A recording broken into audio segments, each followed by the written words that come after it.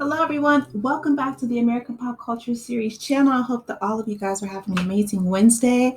So, this episode, the ladies were extremely passionate about what's going on in Michigan. So, the episode opens with them talking about the impact of Michigan's quote unquote uncommitted voters. Even though President Biden, it says, handedly won the Michigan primary on Tuesday, the co hosts question whether the impact of using those votes in protest over his handling the war in Gaza. So, as you guys know, Michigan has a very large Arab American community, and a lot of people chose to vote uncommitted or either abstained from voting or said that they were going to, move their support from Biden to Trump because of what's going on currently in Gaza. Unfortunately, Trump, his position is because of his base, and a lot of people don't like Arabs being here, whether that stems from, just xenophobia or what happened with 9/11, whatever the case may be.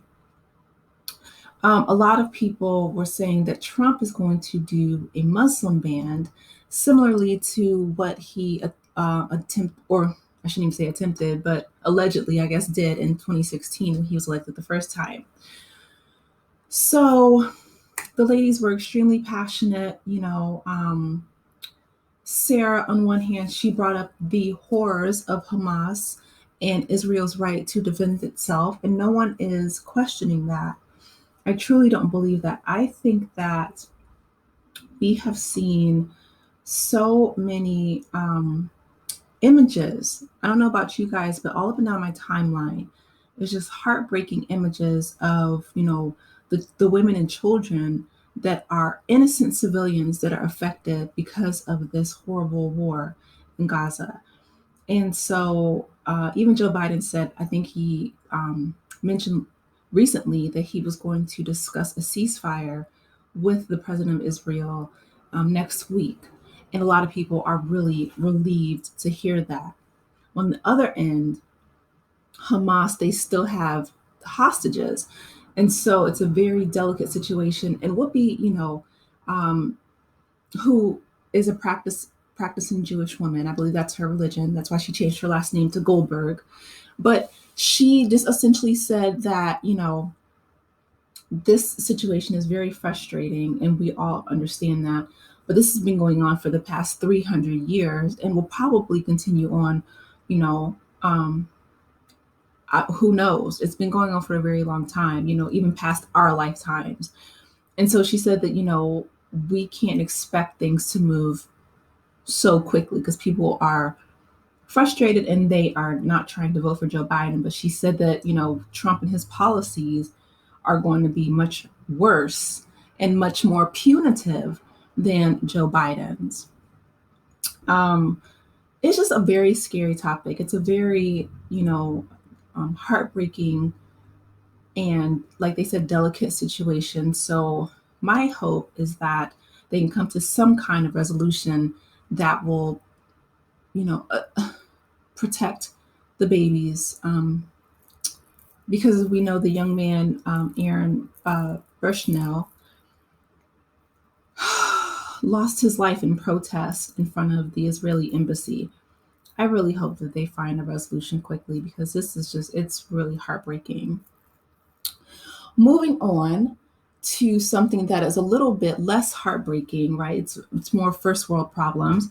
We have Wendy's, who, again, social media, it's like we see things in real time, which is very informative in a way that wasn't in the past.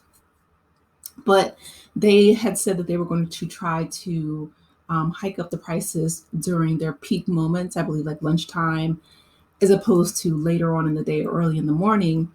And a lot of people were very angry about that, right?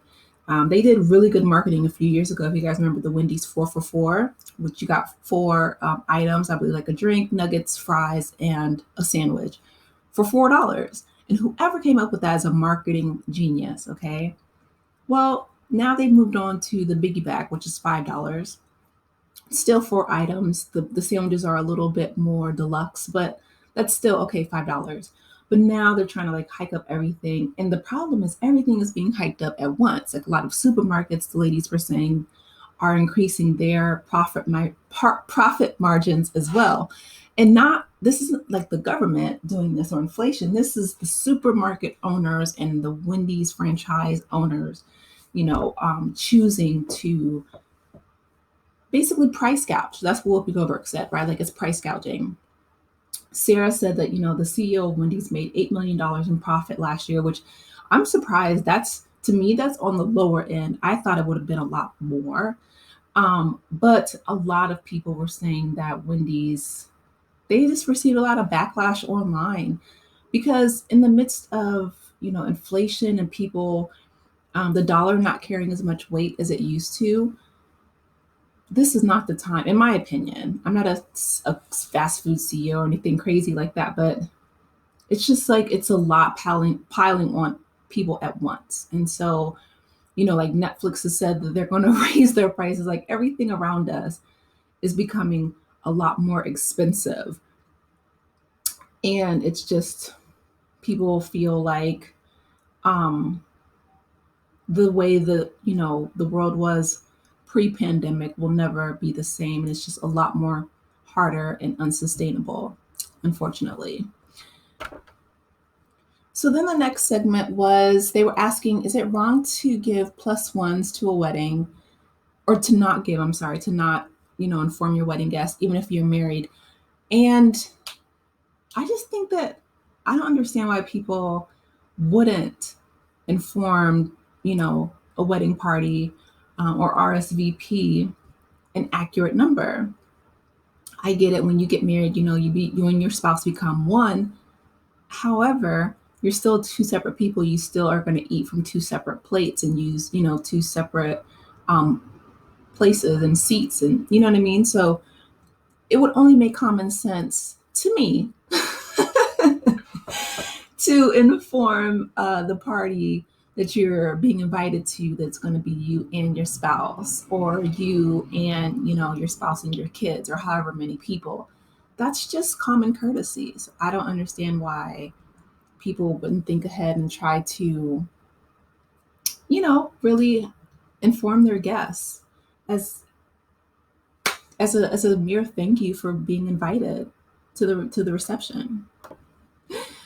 Okay, on a lighter note, I don't know about you guys, but Nickelodeon was huge in my house and in my like elementary school. We loved it, right? Mark Summers, he's coming out with a new epic game of trivia, and it's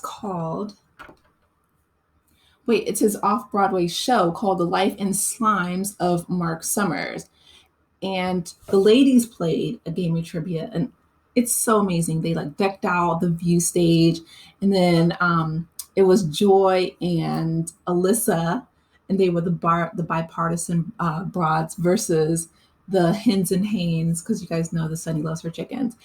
And so they all dressed up and they got slimed and they like decked it out in the Double Dare kind of esque, right? Those nostalgic days of yesteryear.